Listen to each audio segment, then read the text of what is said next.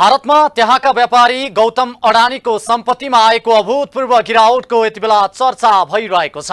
भारतीय प्रधानमन्त्री नरेन्द्र मोदीको साँठगाँठमा अकुश सम्पत्ति कमाएर विश्वमा दोस्रो नम्बरमा धनी बन्न सफल भएका अडानीले विगत केही दिनमा आफ्नो सम्पत्तिबाट 120 मिलियन भन्दा बढी गुमाइसकेका छन्। भारतको इतिहासको सबैभन्दा ठूलो आर्थिक घोटाला भनिएको यो अडानीको काण्डमा भारतका नरेन्द्र मोदी सरकार भने केही बोलेको छैन। मौन बसेको सरकारको अहिले व्यापक आलोचना भइरहेको छ। यसले आगामी निर्वाचनमा भाजपालाई ठूलो धक्का लाग्ने अनुमान गरिएको छ। नमस्कार, यो न्यूज एट टुडे, म हेमराज भट्ट। नेपालमा सरकार गठनको झण्डै 2 महिना पुग्नै लाग्दा पनि सरकारले पूर्णता भने पाउन सकेको छैन। सरकारको समर्थनमा रहेको एउटा महत्त्वपूर्ण घटक सरकारबाट बाहिरिएको छ भने अर्को दल पनि कुनै पनि बेला बाहिरिन सक्ने आकलन गर्न थालिएको छ। प्रधानमन्त्री प्रचण्ड राष्ट्रिय सहमतिको सरकार बनाउने कुरा गरिरहेका छन्।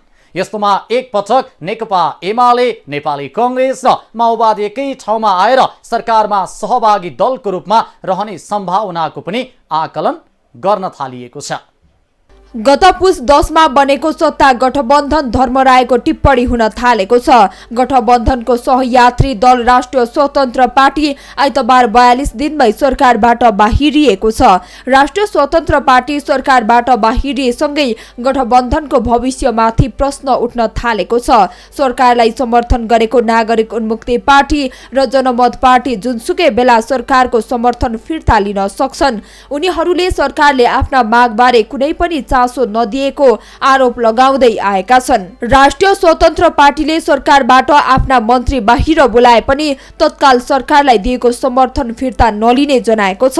तत्काललाई प्रधानमन्त्री पुष्पकमल दाहाल प्रचण्डले विश्वासको मत लिन परे पनि भविष्यमा यो सरकार जुनसुकै बेला जोखिममा पर्न सक्छ। सत्ताको प्रमुख हिस्सेदार नेकपा एमाले र माओवादी बीच पनि पछिल्लो समय दूरी बढ्दै गएको छ। राष्ट्रपतिको विषयले यी दुई दलमा खटपट हुने सम्भावना छ। पुस 10 गतेका दिन बालकोटमा जे जस्तो सत्ता साझेदारीको सहमति भएको थियो, त्यो सत्ता साझेदारीको सहमति कार्यान्वयन गर्नुको विकल्प छैन। यदि त्यो मन परेको थिएन भने त्यही दिन चाहिँ उहाँहरूले त्यसमा चाहिँ असहमति व्यक्त गर्नु पर्थ्यो। उहाँले असहमति व्यक्त गर्नु भएन। नभइसकेपछि अहिले चाहिँ अब हामीलाई चाहिँ दायाँ बायाँ जाने कुनै पनि अधिकार पनि छैन। त्यो नैतिक दृष्टिकोणले पनि राम्रो होइन, विश्वसनीयताको हिसाबले पनि राम्रो होइन र मलाई त्यो बाटोमा जानुहुन्छ जस्तो लागेको छैन। म त्यो अहिले नै कल्पना गर्दिनँ। तर यदि उहाँहरू साँच्चै पुस 10 गतेको सहमति उल्लङ्घन गरेर जानुभयो भने त त्यो दिन भएका सहमतिका कुनै पनि कुराहरू रहँदैनन्। उहाँ प्रधानमन्त्री नरहनु होला, एमाले सरकारमा नरहला, त्यसपछि चाहिँ अरू पनि त्यहाँबाट हट्नु होला। त्यो त भताभङ्ग हुन्छ, नयाँ दिशामा अगाडि बढ्छ। हामी अर्कैलाई प्रधानमन्त्री बनाउन पनि सक्छौँ, अर्कैलाई राष्ट्रपति बनाइदिन पनि सक्छौँ। अनि त्यो उल्लङ्घन भयो भने त नयाँ दिशाले अघि बढ्छ। यता कांग्रेसले सत्ता गठबन्धन भित्र बढिरहेको कचकचको फाइदा उठाउँदै पुरानो गठबन्धन बिउताउने कसरतलाई तीव्रता दिएको छ। प्रधानमन्त्री पुष्पकमल दाहाललाई निरन्तरता दिने गरी कांग्रेसले 5 दलीय गठबन्धन बिउताउन खोजिरहेको छ। यो सरकार जुन ढङ्गले अगाडि बढिराखेको छ अथवा यो सरकार जसरी गठन भएको छ नि, यसको सैद्धान्तिक धरातल नै यति ज्यादा कमजोर र यति ज्यादा विरोधाभासपूर्ण छ कि यो धरातलमा हुने कुरा यही हो जे भइरहेको छ। एमाले सबैभन्दा ज्यादा विचलित भएको छ होइन। उहाँहरू यति ज्यादा अधैर्य, यति ज्यादा विचलित भएको जुन देखिया छ, केका लागि हुनुभएको छ भन्ने थाहा छैन। हिजो जुन मैले संसदभित्र जुन रूप देखेँ त्यसले चाहिँ के देखिन्छ भने एमाले किन यति ज्यादा अधैर्य, किन यति ज्यादा विचलित भयो भन्ने कुरामा म पनि गम्भीर भएको छु। यो सरकारको चाहिँ त सैद्धान्तिक धरातल पनि अत्यन्त कमजोर र विरोधाभासपूर्ण छ।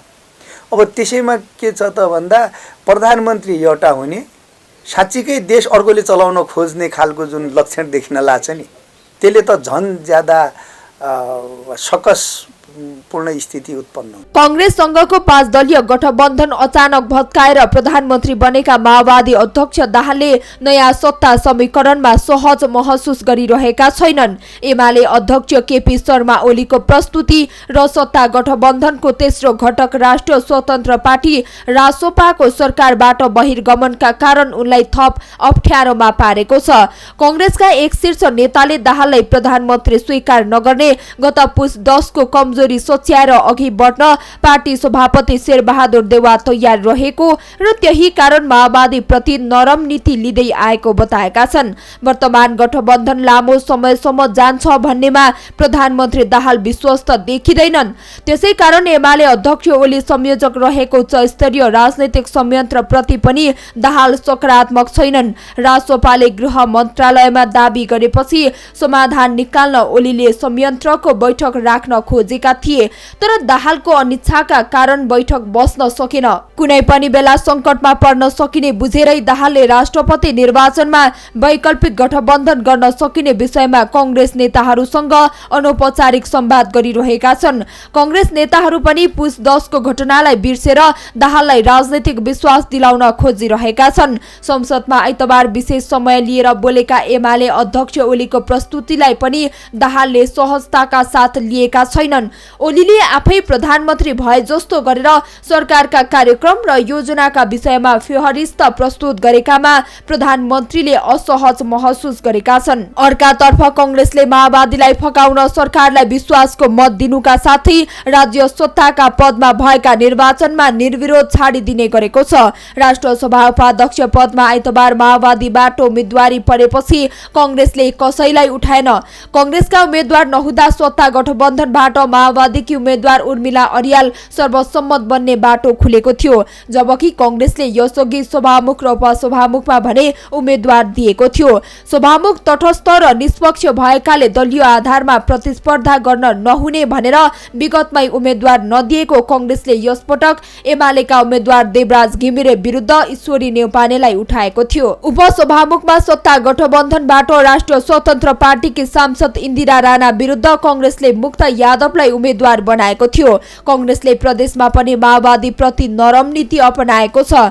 मध्य प्रदेशमा जसपाका मुख्यमन्त्री सरोज कुमार यादव र बागमतीमा माओवादीका मुख्यमन्त्री शालिग्राम जमकटेलाई कांग्रेसले विश्वासको मत दिएको थियो भने लुम्बिनी र प्रदेश 1 को सभामुखमा माओवादीको उम्मेद्वारलाई सघाएको थियो। अब राष्ट्रपतिमा कांग्रेसले अघि सार्ने उम्मेद्वारलाई माओवादीले समर्थन गरे पुरानै गठबन्धनलाई अघि बढाउने वातावरण निर्माण हुनेछ।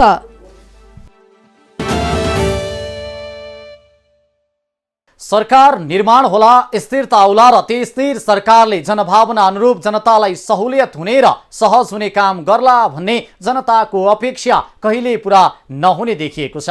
जनता एक ठाउँबाट अर्को ठाउँमा जानका लागि पनि सहज रूपमा जान पाउनुपर्ने न्यूनतम अधिकारबाट नै वञ्चित छन्। सार्वजनिक यातायात र त्यसमा सरकारको दायित्वबारे यथेष्ट बहस नै हुन सकेको छैन। सरकारको स्वामित्व भएको एक मात्रै सार्वजनिक यातायातका रूपमा रहेको साझा यातायातको स्थिति पनि सहज छैन। साझा यातायात सरकारको समेत लगानी भएको संस्था हो। लामो इतिहास बोकेको संस्था साझा यातायात सहकारीकै रूपमा सञ्चालन गर्ने योजना बनाइएको छ। 2018 सालमा स्थापना भएको संस्थाले निरन्तर सेवा दिन सकेन। बीचमा लामो समय बन्द गर्नुपर्ने अवस्था आयो। पछिल्लो समय नयाँ व्यवस्थापनका साथ साझाले पुनः सञ्चालन गरिएको छ। बिजुली बस थप गरेर नयाँ व्यवस्थापनका साथ सेवा सुरु गरिएको हो, तर आम अपेक्षा अनुसार साझाले सेवा विस्तार गर्न सकेको छैन। सेवा दिने उद्देश्यसहित स्थापना भएको संस्थामा व्यतिथि मौलाएको आरोप लाग्न थालेको छ।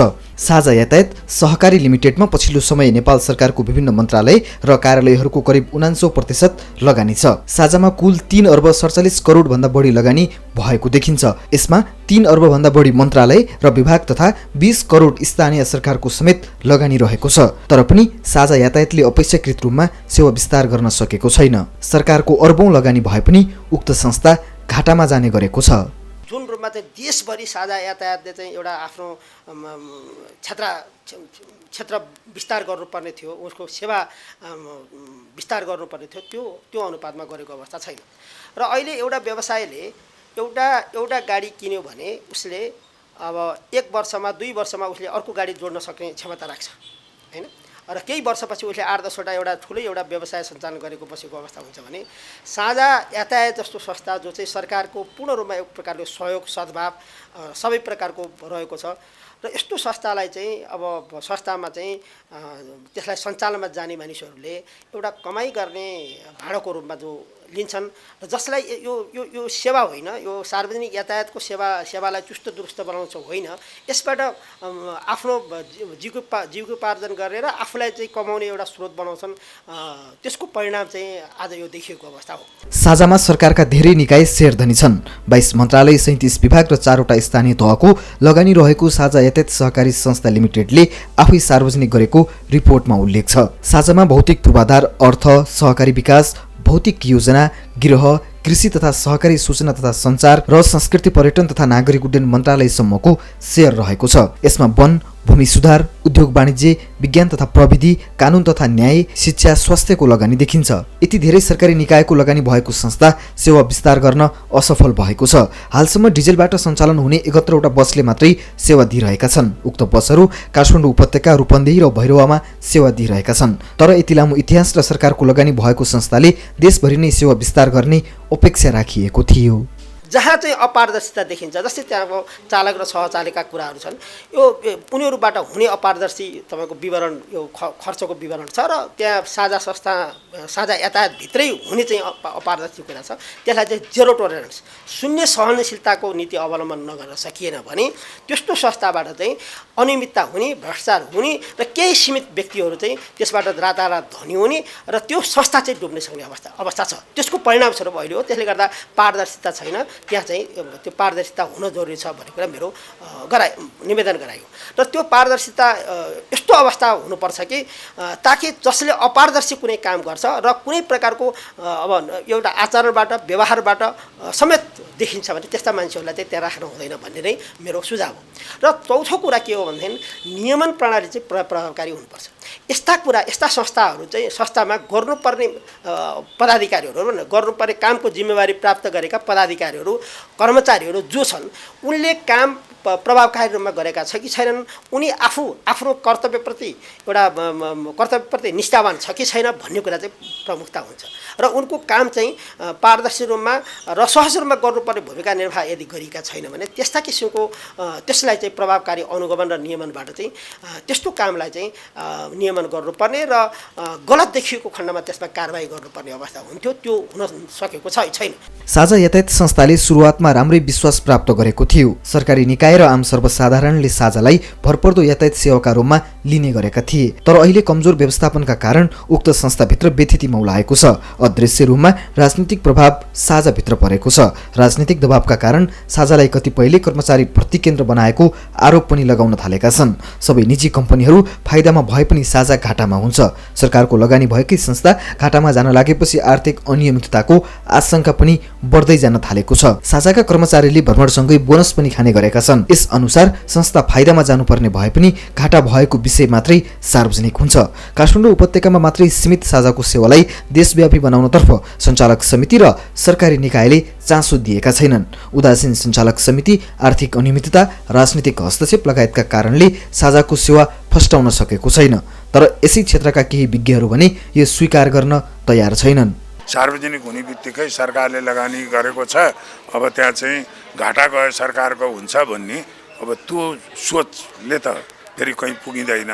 तर अहिलेसम्मको उहाँहरूको कार्य सम्पादन त्यहाँ हेर्दा अब त्यसको सन्तोषजनकै म मान्छु। एउटा यो क्षेत्रको अध्यक्षताको हिसाबले हेर्दा र त्यसलाई अझ देशभरि विस्तार गर्ने, यहीँ पनि त्यसको चाहिँ रुटहरू विस्तार गर्ने, त्यो विस्तार सँगसँगै त्यो चाहिँ व्यवस्थापकीय सुधारमा पनि त्यो अटोमेटिकली हुने कुरा हो। त्यसप्रति पक्कै सजग हुनुपर्छ र साझा यातायातको सञ्चालनमा पनि त्यसका कमी कमजोरीहरूमा हामीले आलोचना पनि गर्नुपर्छ र मिडिया अथवा चाहिँ यो क्षेत्रका चाहिँ विज्ञहरू, यो क्षेत्रको के भन्छ यात्रुहरू नै समग्र समाजले त्यसलाई चाहिँ एउटा प्रोटेक्ट पनि गर्नुपर्छ। हामीले त्यो सद्भाव, किनभने यो यसरी विभिन्न कम्पनीहरूमा सार्वजनिक कम्पनीको बसको छुट्टै महत्त्व हुन्छ। उसले बेन्चमार्किङ र गरेको पनि छ। जस्तो चाडबाडको बेलामा दसैँको बेलामा अरू प्राइभेट सेक्टरका नचल्दाखेरि अथवा चाहिँ नि कुनै दैवी प्रकोप हुँदाखेरि सरकारले चलाउन सक्ने तत्काल सेवा दिनको लागि यस्ता सार्वजनिक प्रकृतिका कम्पनीहरू हुन्छन्। साझाले वातावरण मैत्री बिजुली बस सञ्चालन गर्ने जमर्को पनि गरिरहेको छ, तर यसमा पनि चुस्त व्यवस्थापन नभएकै कारण साझा सफल हुन सकेको छैन। सरकारको लगानीमा 40 वटा बिजुली बस खरिद भएका छन्, तर पनि 3 वटाले मात्रै सेवा दिइरहेका छन्। बाँकी बसहरू सञ्चालनमा आएका छैनन्। अर्बौं लगानीमा खरिद भएका बसहरू थन्किएका छन्। अधिकांश लगानी सरकारको भए पनि संस्थामा निजी क्षेत्रकै वर्चस्व रहेकाले सेवाको गति बढ्न सकेको छैन। अधिकांश क्षेत्रहरू निजी क्षेत्रबाटै फस्टाएका छन्, तर साझा यातायात भने फस्टाउनुको सट्टा भएकै सेवालाई प्रभावकारी बनाउन सकिरहेको छैन। जाडोयाममा हुनुपर्ने हिउँदे वर्षा र हिमपात नहुँदा देशभरि नै बाली नाली चौपट हुने स्थितिमा पुगेको छ। अबको केही समयमा यथेष्ट कृषि उत्पादन बजारमा नहुने र भएको पनि निकै चर्को मूल्य चुकाउनु पर्ने अवस्था हुने अनुमान गर्न थालिएको छ। यसैबीच कुखुरामा पनि बर्ड फ्लू देखिँदा आम जनतालाई टिहुनको अभाव देखिन थालेको छ। काठमाडौँमा मात्रै 4 स्थानमा बर्ड फ्लू देखिएको छ। यस्तोमा कुखुराको मासु जानलेवा हुन सक्ने देखिएको छ। काठमाडौँ उपत्यकाका 4 स्थानमा बर्ड फ्लू देखिएको छ। ललितपुरको खुमलटार, नागार्जुन 6 रामकोट, तारकेश्वर 7, सङ्गालछाप र शङ्खुमुलमा बर्ड फ्लू देखिएको हो। पशु सेवा विभागका सूचना अधिकारी चन्द्र ढकालले साउन यता पहिलो पटक बर्ड फ्लू देखिएको पुष्टि गरेका छन्। नेपालमा पहिलो पटक सन् 2019 मा 21 वर्षीय युवकको मृत्यु बर्ड फ्लूको कारणले भएको थियो। सन् 1997 मा पहिलो पटक मानिसमा संक्रमण गरेको यो बर्ड फ्लूको भाइरस नेपालमा भने पहिलो पटक सन् 2009 मा देखा परेको थियो। हाल यो भाइरस मानिसबाट मानिसमा सहजै नसर्ने देखिएको भए तापनि पंक्षीको प्रत्यक्ष सम्पर्कमा आउनेहरू भने यसको उच्च जोखिममा पर्ने गरेको पशुविज्ञ तथा पशु चिकित्सकहरू बताउँछन्। उपत्यकामा गरिएको बर्ड फ्लूको परीक्षण कृषि अनुसन्धान परिषद नार्कको अनुसन्धान फार्ममा संक्रमण पुष्टि भएको हो। पशु सेवा विभागका सूचना अधिकारी ढकालका अनुसार त्यहाँ अनुसन्धान प्रायोजनका लागि पालिएका टर्की र अरू चराहरू मर्न थालेपछि त्यसको नमुना परीक्षणमा पठाइएको थियो। परीक्षण पश्चात तिनमा आइतबार बर्ड फ्लू पुष्टि भएको हो। बर्ड फ्लू देखिएसँगै कुखुरा र अन्डा तथा दानाहरू नष्ट गर्ने काम भइरहेको छ। पशु विभागका सूचना अधिकारी ढकालका अनुसार यतिखेर 3वटै फार्मका कुखुरा, अन्डा र दाना नष्ट गरेर सम्भावित क्षति न्यूनीकरण गरिएको छ। उपत्यकाको रामकोटमा 4591 वटा कुखुरा र 2255 वटा अन्डा नष्ट गरिएको छ। त्यसैगरी तारकेश्वरमा 940 वटा कुखुरा, दाना 100 केजी र 1000 वटा क्रेट नष्ट गरिएको छ। साथै ललितपुरको खुमलटारमा 2530 वटा अन्डा, 217 वटा कुखुरा र दाना 250 केजी नष्ट गरिएको छ। हालसम्म सबै फार्ममा 6718 वटा कुखुरा, 10245 अन्डा र 550 केजी दाना नष्ट गरिसकिएको विभागले जनाएको छ।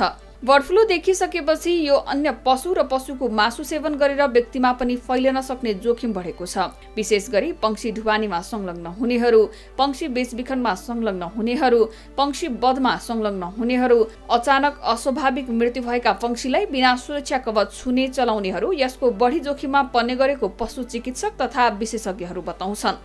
सबभन्दा पहिला चाहिँ कुखुरासँग सामिप्यमा काम गर्ने मान्छेमा बढी जोखिम हुन्छ। कुखुरालाई हेरचाह गर्ने, सँगै बस्ने मान्छेहरूमा जोखिम हुन्छ। यति भन्दा भन्दै उपभोक्ता जसले कुखुराको मासु खानुहुन्छ उहाँहरूले पनि जोखिम चाहिँ छ, किनकि अब त्यसले गर्दाखेरि पन्जा लाएर तातो पानीले धोएर उरेर राम्रोसँग सफा गरेर मात्र कन्ज्युम गर्नुपर्छ। ती कुराहरूमा चाहिँ हामीले विचार गर्नुपर्छ। र अहिले नेपालको सन्दर्भमा भन्दाखेरि जोखिम बढी चाहिँ हाम्रो चोरी तस्करी गरेर कुखुराहरू भारतबाट नेपालमा आइरहेको छ एकदम ठुलो सङ्ख्यामा। ठुल्ठुला पार्टी प्यालेसदेखि विभिन्न चाहिँ मासुहरू चाहिँ फ्रोजन रूपमा बाहिरबाट आएको हुनाले यसबाट कस्तो किसिमको मासु आयो भने थाहा हुँदैन र यो तस्करीबाट आएकोबाट पनि मतलब बर्ड फ्लूको जोखिम हुन सक्छ। उपत्यका सहित देशका कतिपय होटल, पार्टी प्यालेस र भोज भतेर जस्ता कार्यक्रममा अहिले पनि भारतबाट चोरी तस्करी गरेर कुखुरा आयात गर्ने क्रम बढ्दो छ। यसले बर्ड फ्लूको जोखिम बढाएको छ। यसका साथै नेपालमा विगतमा पनि बर्ड फ्लू भएर नष्ट गरिएका कुखुराको किसानले क्षतिपूर्ति पाउन नसकेको अवस्थामा सरकारले बर्ड फ्लू भएका किसानलाई तत्काल राहतको व्यवस्था गर्नुपर्ने हुन्छ। यसो भए किसान आफै बर्ड फ्लूको लक्षण देखिने बित्तिकै सम्बन्धित निकायमा जान्छ र बर्ड फ्लू नियन्त्रणमा सहयोग पुग्छ। र अब अहिले हाम्रो चाहिँ विगत 1 वर्षदेखि यो क्षतिपूर्ति बर्ड फ्लूको दिएको नदिएको अवस्था छ। काठमाडौँमा पहिला भएका यसभन्दा विगतको सालमा भएका कुखुराहरू, त्यसले गर्दा क्षतिपूर्ति जति सक्दो चाँडो दिने, चाँडो नष्ट गरेर त्यसलाई चाहिँ गाड दिने पहिलो कुरा, र माथिबाट चुन छर्किने र सेनिटाइजेसन गर्ने, त्यो एकदमै महत्त्वपूर्ण छ। नत्र कस्तो हुन्छ भने अलिअलि मर्नासाथ क्षतिपूर्ति पाइँदैन भने त सम्पूर्ण कुखुरा त मार्केटमा जान्छ, किन मरिहाल्छ भनेर। त्यसले गर्दाखेरि यो कुरालाई मर्दासाथ यो बर्ड फ्लूको क्षतिपूर्ति तुरुन्त पाइन्छ भन्ने एउटा सुनिश्चितता किसानमा हामीले हुनु पर्यो, जसले गर्दा किसान आफै खुसी भएर चाहिँ तुरुन्तै मेरो नष्ट गरिदेऊ, मलाई चाहिँ यसको राहत देऊ भन्ने कुरा हो, न कि मैले कुखुरा चाहिँ बेचेर ओरेर मैले कमाउँछु भन्ने कुरा हो। एउटा कुरा यो चाहिँ एकदमै हामीले विचार गर्नुपर्ने कुरा छ। पशु चिकित्सक तथा पशु विज्ञहरूका अनुसार कुखुरामा बर्ड फ्लू देखिए एकैपटक धेरै कुखुरा मर्ने गर्छन्। कुखुराबाट व्यक्तिमा यो सरे व्यक्तिलाई उच्च ज्वरो आउने, खोकी लाग्ने, घाँटी दुख्ने, मांसपेशी दुख्ने, छाती दुख्ने लगायतका लक्षणहरू देखिने गर्दछन्। बर्ड फ्लू कुखुरामा विशुद्ध मतलब यो पन्छी जातिमा हुने प्रब्लम हो र मान्छेमा पनि रुगाखोकी हामीलाई लागिरहेको हुनसक्छ। त्यसले गर्दाखेरि यदि त्यो मान्छेलाई चाहिँ बर्ड फ्लू कसैलाई, मैले एउटा व्यक्तिलाई कसैलाई त्यो सामिप्यमा आउने मान्छेलाई बर्ड फ्लूको भाइरस शरीरमा आयो र हाम्रो पनि मतलब ह्युमन फ्लू हामीसँग छ र त्यसको परिमार्जन भएर दुईटा भाइरसकोबाट अर्को भाइरस उत्पन्न भएर जसले मान्छेबाट मान्छेमा सर्न सक्छ भन्ने खतराको लागि पनि हामीले बढी यसमा सावधानी अप्नाउनु पर्छ। नयाँ भाइरसको विकास हुन्छ भनेर हामी एकदमै सावधानी गर्नुपर्ने हुन्छ एउटा कुरा। तर के भनेदेखि बर्ड फ्लू नै भएर भन्दा पनि यसरी नयाँ किसिमको भाइरसको विकास भएर फेरि पेन्डेमिक रूपमा यो रोग लाग्ला कि भनेर चाहिँ हामीले संसारभरि यसमा गरेको हो। र मुख्य रूपमा चाहिँ यसलाई सबभन्दा पहिला जति सक्दो रोग पहिचान गर्ने, शङ्का लाग्न साथ जचाउने, जचाएर हो भने त्यसलाई तुरुन्त नष्ट गरेर गाडिदिएपछि यसको मतलब जोखिम पनि न्यून हुन्छ, सर्न पनि कतै पनि पाउँदैन। विगतमा पनि बर्ड फ्लूका कारण किसानहरूले आर्थिक क्षति त बेहोरे नै, कतिपय व्यक्तिमा पनि यसको संक्रमण देखिएपछि ज्यान समेत गएका घटना भएका छन्। यसपटक अहिले उपत्यकामा मात्रै बर्ड फ्लूको संक्रमण देखिएकोले यो फैलिन नपाओस् भन्नेतर्फ सरकारले गम्भीर भएर लाग्न आवश्यक रहेको छ। भारतसँग सीमा जोडिएका जिल्लामा पनि यसको जोखिम बढ्ने संकेत देखिएकोले सरकारले त्यता पनि ध्यान दिन आवश्यक रहेको पशु विज्ञहरू बताउँछन्। साथै बर्ड फ्लू देखिएमा तत्काल सरकारवाला निकायमा गएर खबर गर्न किसानलाई आग्रह गर्नुपर्ने, त्यस ठाउँमा गएर कुखुरा नष्ट गर्नुपर्ने र भारतबाट हुने अवैध कुखुरा आयातमा सरकारले कडाई गर्नुपर्नेमा पशु विज्ञहरूको जोड रहेको छ। राजनीतिक स्थिति जस्तै नेपालको खेल क्षेत्र पनि यति बेला डामाडोलको अवस्थामा छ। निकै आशा गरिएको क्रिकेट खेल एक दिवसीय अन्तर्राष्ट्रिय मान्यता जोगाउने चुनौतीमा छ। डिभिजन 2 लिगमा बाँकी रहेका 12 खेल मध्ये 8 जित्नै पर्ने अवस्थामा नेपाल रहेको छ। यस्तोमा नेपालका राष्ट्रिय कोच नियुक्त भएका मन्टी देसाई आशावादी छन्। यसबीच नेपाली महिला फुटबलले भने भारतलाई हराउँदै अन्डर 15 साफ च्याम्पियनशिपको फाइनलमा पुगेर खेल प्रेमीलाई खुसी दिएको छ। हवस् त आजलाई न्युज एट टुडे यति नै। हामी सबै बिदा चाहन्छौँ। नमस्कार।